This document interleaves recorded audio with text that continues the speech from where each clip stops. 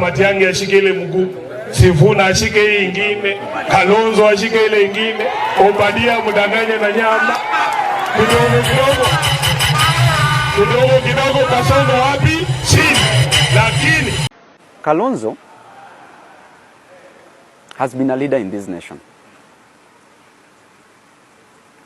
Kalonzo has supported us, supported Baba for 3 terms. Kalonzo has been a deputy president.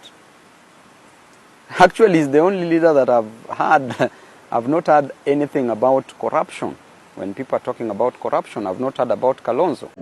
Babu, kama hawataki yale ambayo wanazungumza kule, you know you are technically in Azimio. Yes. Robert Mbui is your leader. Yes. Kama mnaona kuko mmechanganyikiwa, ingieni patriotic front tumalize hii kazi.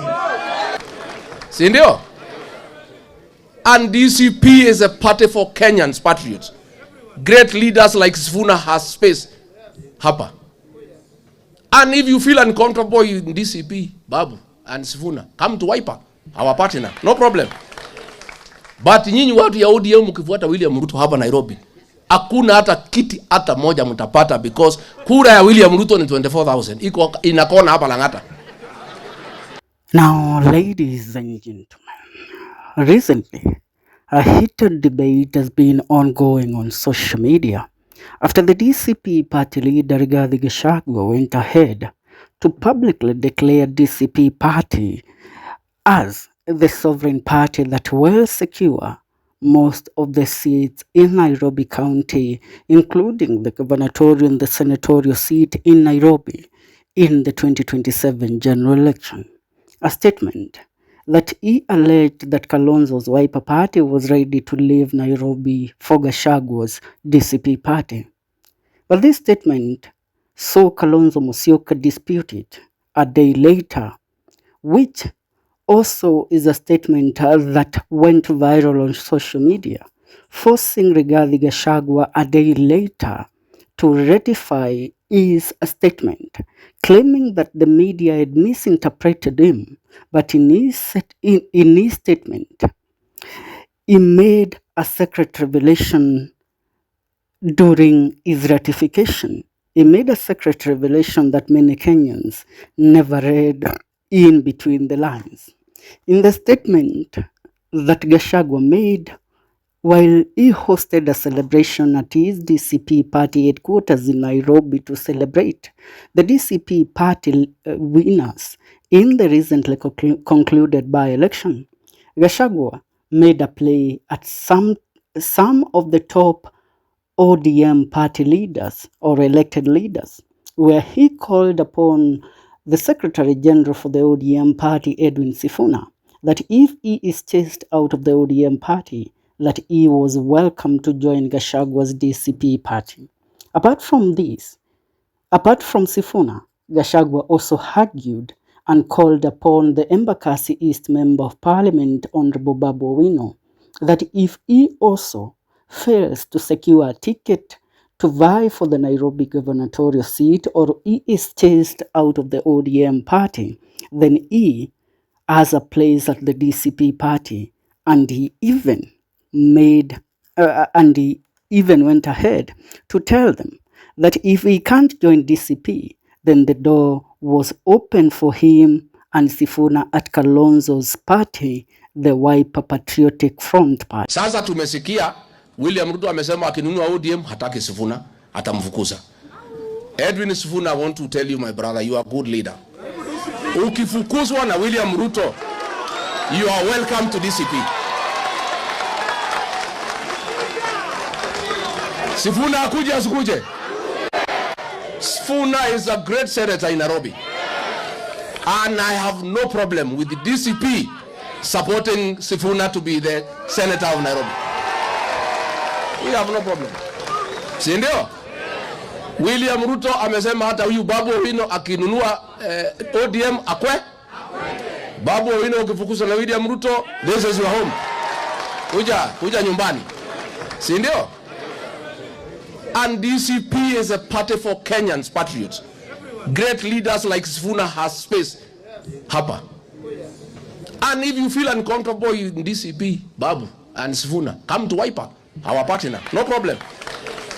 But wache hii propaganda kusema ati Wiper imeachia DCP vitu vyote Nairobi. You know, they have to try everything wagonganishe Kalonzo na Gachagua. Now, why did Gashagua bring in the Wiper party in his statement? Now, allow me to tell you to take note of the point of where Gashagua lobbies for Babu Owino and Sifuna to join a Wiper party. The question that you might ask yourself, or the question that you ask yourself, is why? Now, here lies the real deal. Babu Owino has been publicly fronting his bid for the Nairobi gubernatorial seat in 2027. But he has been facing a stumbling block within the ODM party, where the party has failed to recognize Babu Owino's influence within Nairobi County, and instead, it has been supporting the current governor, Johnson Sakaja. Apart from that, the party has also made a play where it has fronted the Makandara Member of Parliament, George Aladwa, as their possible candidate for the gubernatorial seat in Nairobi in 2027 general election. Mimi nataka kusema very clear. Mimi nataka na declare kiti ya governor katikati ya ODM. Sitaki mtu aseme atakuwa deputy wa Kuria. Kuria asimame kivyake, mimi nisimame kivyangu. Wangapi mnaunga mkono? Ndio hiyo. Kwa hivyo now this has actually left Babu Owino with no any other option than to seek another alternative for his political career, where he actually has the ambition to seek the Nairobi gubernatorial seat in 2027. Now allow me to take you back to a few months ago, even before Raila Amolo Odinga's death, where Babu Owino attended an event hosted by Wiper leader Kalonzo Musyoka, and this was during the time when Raila Amolo Odinga endorsed Sakaja for a two-term re-election as the Nairobi governor, denying Babu Owino any fighting chance within the ODM party. Now, in the said event that Babu Owino attended, Babu went ahead to endorse Kalonzo Musyoka's presidential bid publicly. In 2027, Kalonzo ametosha hajatosha. Kama alikuwa Azimio, Kalonzo alikuwa mzuri. Saizi kama Kalonzo ako opposition, sasa Kalonzo ni mbaya. Kalonzo amekosa nini so far? Amekosa nini so far? Ati tukisema pia Kalonzo tosha, ati Babu ni mbaya. Mbaya what? Comrade, will you accept this? Huyu Stephen Kalonzo Musyoka tulienda na yeye presidential campaigns na hakupewa chochote. Hata deputy president hakukuwa. Ametosha hajatosha. This time even disregarding Raila's broad-based. But something that you didn't know is that Babu Owino, even before attending the said event that was hosted by Kalonzo Musyoka, he had held a secret meeting with Kalonzo at Kalonzo's SKM Command Center in Karen, where Kalonzo is said to have assured Babu Owino of a Wiper gubernatorial ticket for the Nairobi gubernatorial race in 2027 election.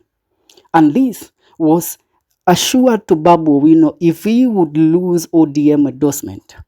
So, allow me to tell you, when Gashagua was telling Babu Owino to join Wiper, he wasn't directly bringing us into an already made decision by the united opposition to support Babu Owino for the Nairobi governor in 2027 through the Wiper party ticket.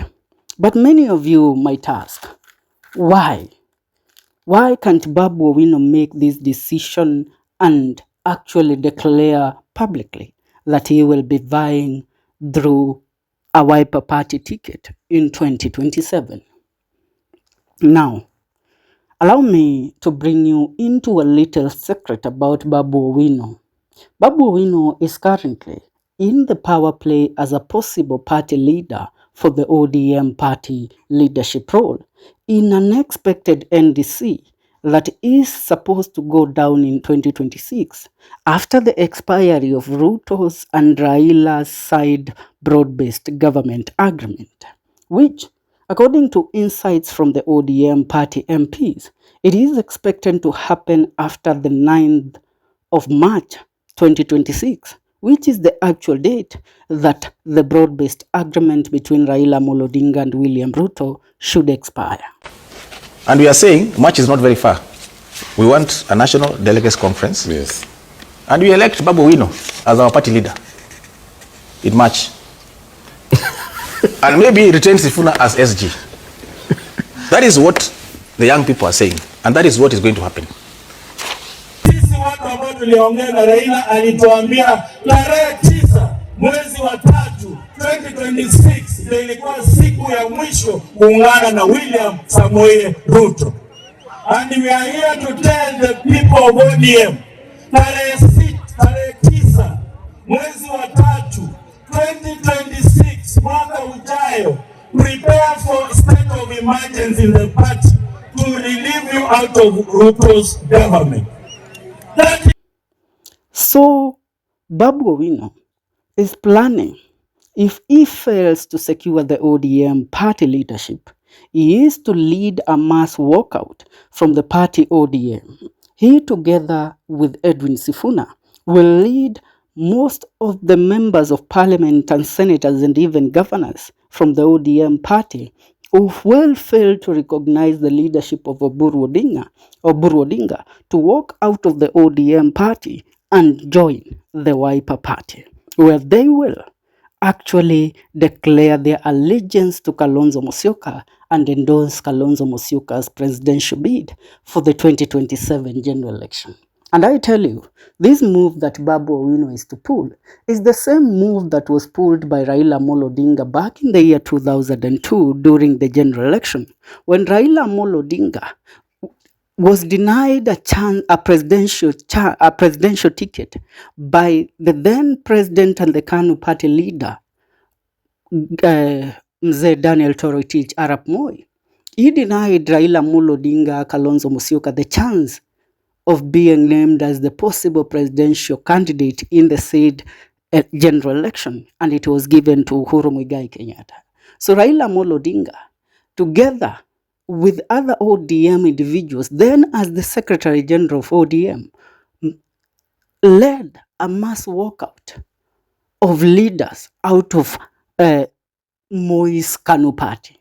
They left Uhuru Muigai Kenyatta and other individuals like William Ruto to actually continue supporting the presidential bid for Uhuru Muigai Kenyatta. So that is the same play that Babu Owino is supposed to pull if denied a chance by the ODM party to lead it in 2026 NDC.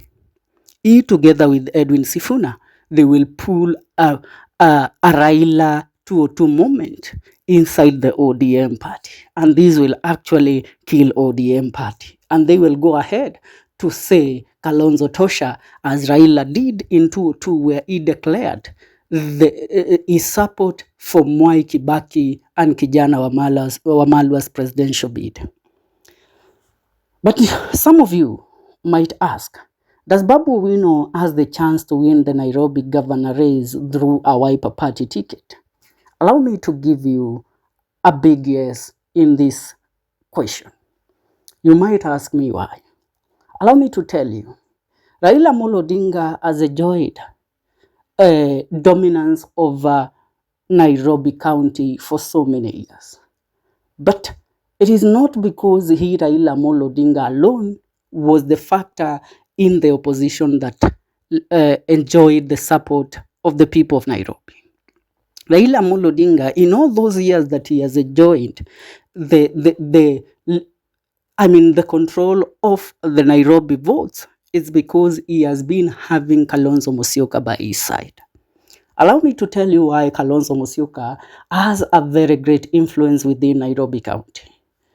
If you look at the actual placement of Nairobi County, Nairobi is situated bordering counties like Machakos.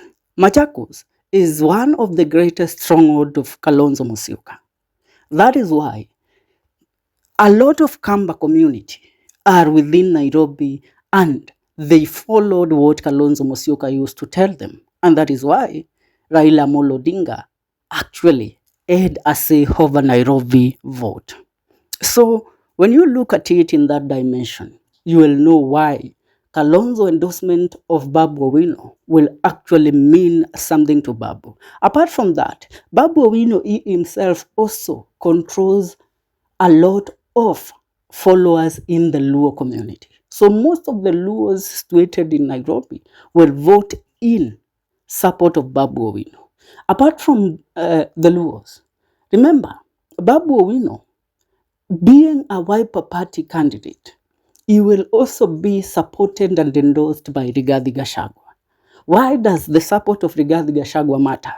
The Kikuyu community in Nairobi is so big. And now, why is the Kikuyu community in Nairobi so big? Let me tell you also about the geographical placement of Nairobi. Nairobi borders Kiambu County. Apart from that, if you extend, you will find that it also Kiambu borders, it borders Murang'a from Thika town. So that tells you that a lot of Kikuyus actually are situated in Nairobi. And if they are told by Gashagua to vote for Babu Owino, then nobody will actually deny Babu Owino the win. Apart from that, the Luya determinant. A very big number of Luya community reside in Nairobi. Now, with the united opposition backing Babu Owino, that means Natembeya will be in the said mix. And if Natembeya also endorses Babu Owino, the Luya community within Nairobi County will say yes to Babu Owino. So Babu Owino going for the Wiper Party ticket, actually he has a better chance of winning the Nairobi gubernatorial race even than when he goes with the ODM party. Remember, it's only once that ODM won the Nairobi gubernatorial race during the Kidero's time. Are we together? The other time was Sonko's time. After Sonko came Sakaja. Are we together? Now Sakaja was voted by everybody because of what he had actually done as a senator. Ladies and gentlemen, this time round, people will vote according to how their tribal leaders tell them to vote in Nairobi County. And the best candidate for that is Babu Owino. Ladies and gentlemen, that's what's up. Leave your comment on the comment section. See you in our next video. This is the Kenyan Daily Report.